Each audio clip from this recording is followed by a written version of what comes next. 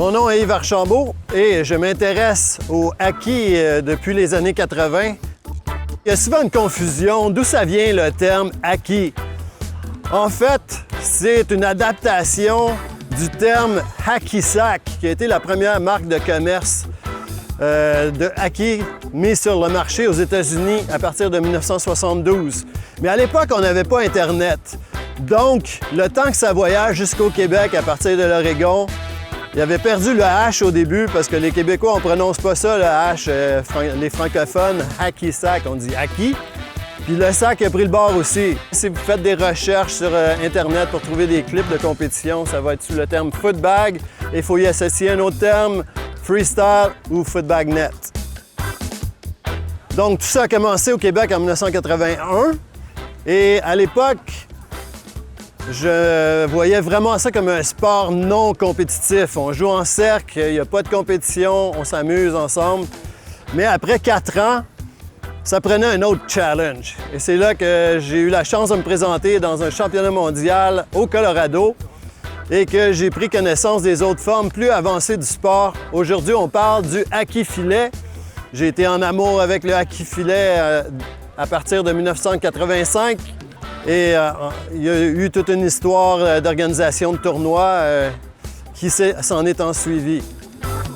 Pour jouer au hockey-filet, il faut développer des habiletés en cercle avant. J'ai jamais vu un joueur qui n'avait pas joué au moins 2 ans en cercle sérieusement, qui est arrivé sur un terrain de hockey-filet, qui était capable de réussir. Il faut connaître ses coups de base, il faut être capable de recevoir une passe de quelqu'un d'autre dans un cercle et de faire une passe qui a du bon sens aussi. Et les techniques, c'est avec les intérieurs des pieds. Intérieur et extérieur, ce sont les 2 techniques qu'on utilise le plus pour maîtriser la balle. Ensuite, il faut développer des smashs parce que le filet est à hauteur du badminton. Donc, il faut amener ses pieds plus haut que ça pour pouvoir smasher. Ça, ce sont des coups plus avancés, mais qui se pratiquent individuellement et ensuite, on peut les mettre en application sur le terrain. On a droit qu'au pied dans ce sport, c'est ce qui le différencie de tous les autres sports que l'on connaît dans le monde. Au soccer, on a le droit d'utiliser le torse, la tête, les genoux. Au hockey-filet, seulement les pieds. Donc, à ma connaissance, c'est le seul sport qui utilise cet ensemble de règles. Terrain de badminton, toutes les lignes extérieures en tout temps, même en simple. Et il faut servir en diagonale aussi, comme au badminton et d'autres sports de ce genre-là. Le hockey-filet a été réinventé, si je peux dire, autour de 1978 en Oregon. C'est là qu'ont eu lieu les premiers tournois de hockey. Et à l'époque, ils avaient mis le filet à 8 pieds, à la hauteur du volleyball, ce qui rend ça à peu près impossible de smasher avec ses pieds. Avec le temps, la hauteur a été ajustée pour celle du badminton, ce qui est aussi très pratique quand on veut aller jouer à l'intérieur parce qu'il y a des installations qui sont là partout avec le même terrain que celui qu'on utilise. Le hockey-filet, c'est un sport très marginal. Il y a peut-être 150 joueurs qui ont été initiés au hockey-filet à Montréal depuis le début des temps, ce qui est dans les années 80, peut-être 200. Dans le reste du monde, il y a peut-être eu 5000 personnes en tout qui ont joué à ça depuis le début de l'histoire.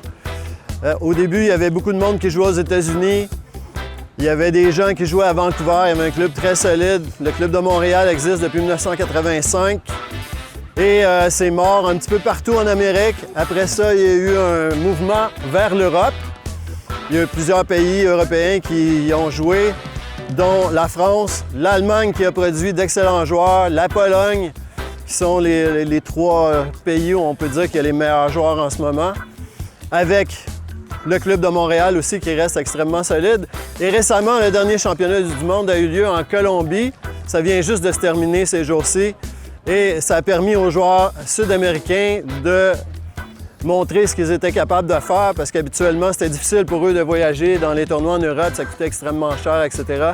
Donc, les joueurs vénézuéliens, dans ce championnat-là, ont fait de belles percées. Il n'y a pas d'équipe canadienne de hockey-filet, ça marche vraiment par club. C'est un peu comme le système au soccer, tu as ton club dans telle ville. et tu vas compétitionner contre les clubs des autres villes, mais les joueurs dans un tournoi peuvent aussi s'associer avec un joueur de n'importe quel autre endroit. C'est pas obligatoire. Même le championnat européen, si là, ce nom-là, il est ouvert à tous. Ou si on peut aller gagner le championnat européen, mettons. Ce sont des tournois ouverts.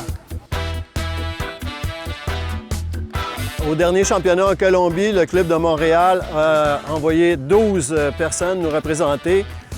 Ce sont les femmes qui ont obtenu les meilleurs résultats avec Maude Landreville et Marilyn Demuy qui ont gagné le double féminin. Maude Landreville et Lucas Weiler-Lavallée ont gagné le double mixte. Maude a aussi fait deuxième place en simple féminin. Nos boys ont fait quatrième en double. Donc, quand même des beaux résultats pour l'équipe de Montréal. Il y a une mine d'informations sur le site prokicker.ca. Vous pouvez retrouver un historique du jeu avec une vision plutôt centrée sur Montréal et vers l'extérieur. Et il y a aussi un tas de vidéos que vous pouvez visionner depuis 2001 jusqu'à maintenant.